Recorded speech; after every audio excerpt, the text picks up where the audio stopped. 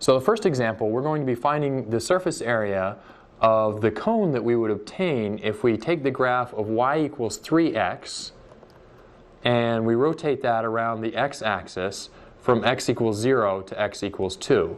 So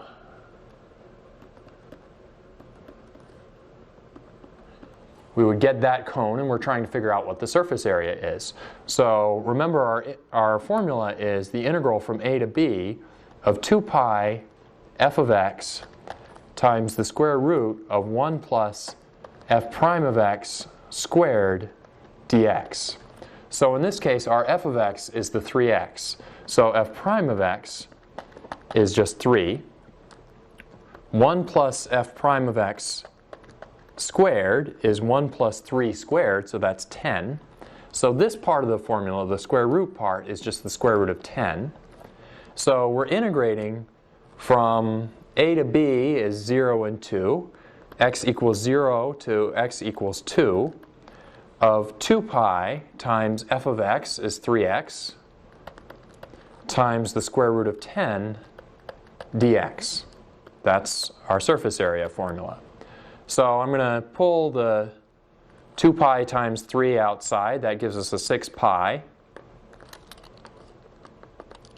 So we got 6 pi. I'll pull the square root of 10 outside as well. That's the square root of 10. And then the integral of x is x squared over 2. And we want to evaluate that from x equals 0 to x equals 2. So that gives us 6 pi times the square root of 10 times, if you plug in x equals 2 there, you get 4 minus 0. 4 over 2 minus 0. And so that's 6 pi times the square root of 10 times 4 over 2 minus 0 is just 2. So the whole answer is 12 pi times the square root of 10.